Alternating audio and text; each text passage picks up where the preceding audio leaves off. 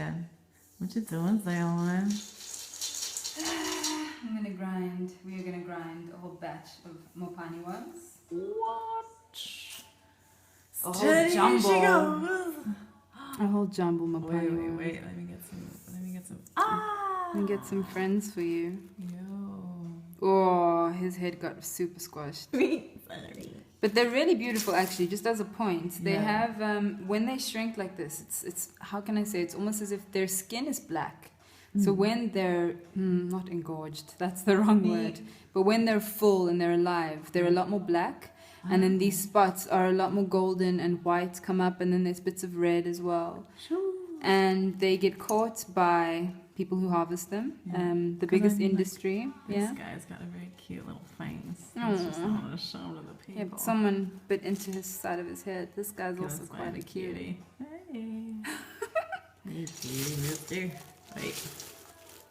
And it's so interesting because He's not gonna focus on his laugh. There you go. oh man alive. So cute. So they get harvested in season. They feed off the leaves of the Mopane tree, which grows more north than as south as we are. So in the northernmost provinces of South Africa, Botswana, and as far as I know, I think in the south of Malawi. I stand corrected. So that's a long It's apocalyptic got a donkey big ride. Yeah. To go get a delivery of Mopane worms, you gotta have a strong But donkey and it's strong back. This I get wrong as well, but it's a R1 billion industry. That seems too little to me, but it's a lot of money. Okay.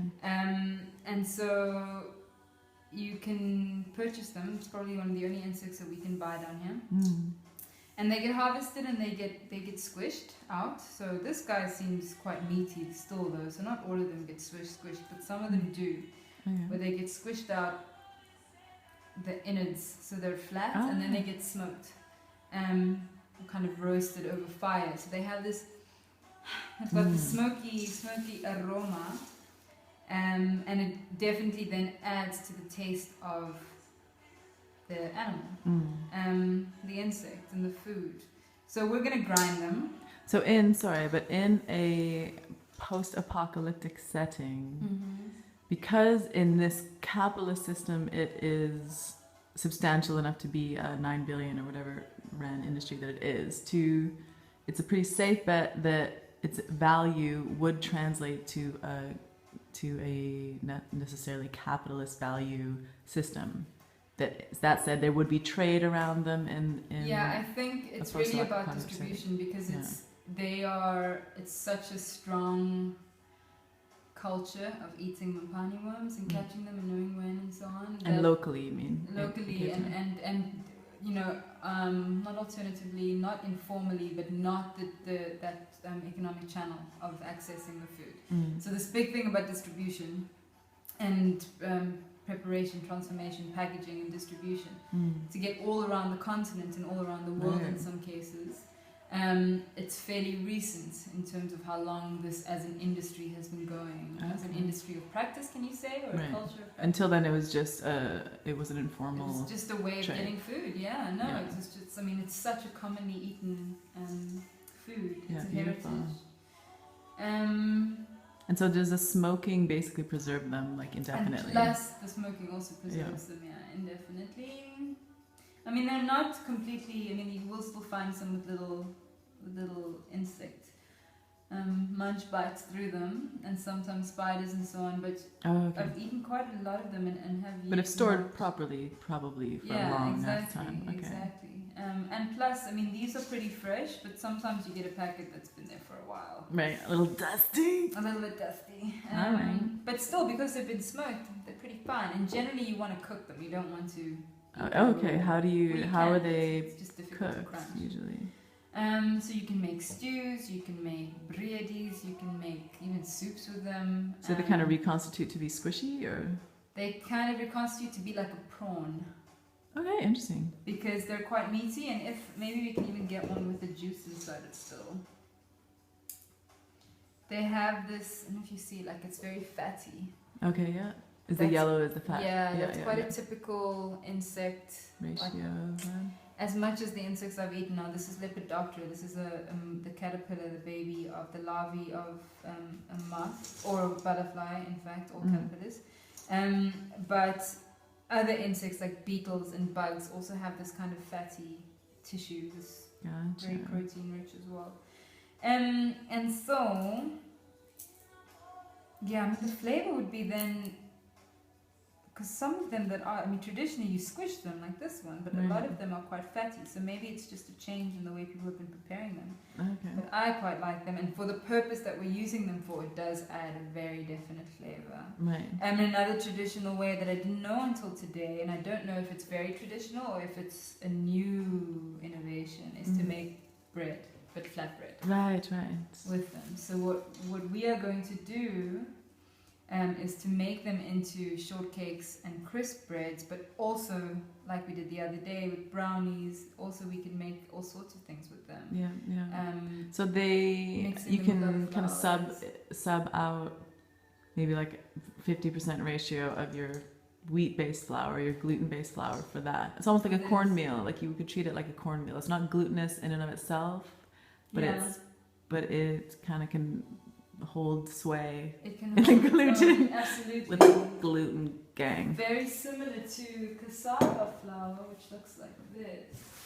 When it's at this kind of consistency, it's like almost like a bread chip. It's like a yam, a yam texture. So it doesn't really it can't really hold its own too well, but it does. Right.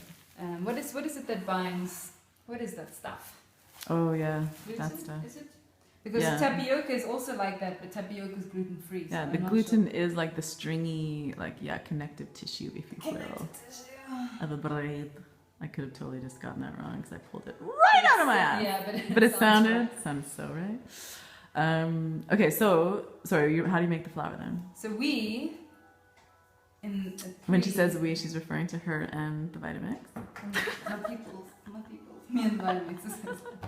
In the pre-apocalypse pantry. The pre-apocalypse pantry, exactly. We are making in the Vitamix, but in an apocalypse, and this is how we've done it originally, is to use a mortar and pestle. Oh yeah. Or pestle and mortar. Tomato.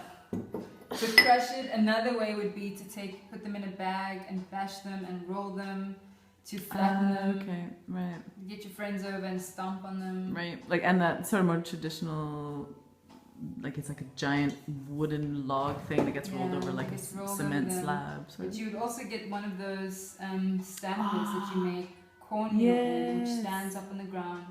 And there's a big stick that you pound.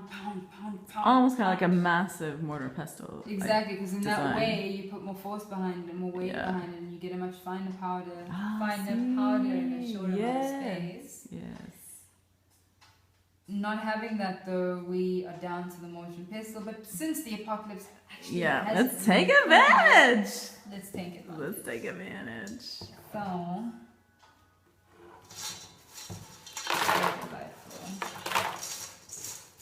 Oh, and you can get Mopane worms at Woolies, right? I'm pretty sure I saw them on sale. Right now, if you go to Woolies, they're on sale. Which Woolies? If you buy 7 packages of them, you get 5% off. No. 5% off the 7th package. That would be amazing. Right? I mean, someone could start making Mopane, for lack of a better protein mix, protein bar. Right. But it's gluten free. It's so delicious. It's like a super food. What might be interesting is once you get those guys to powder in the blender, mixing the cassava in at the same time to get a much finer blend of both of them, because the cassava looks a little bit grainy. Yeah.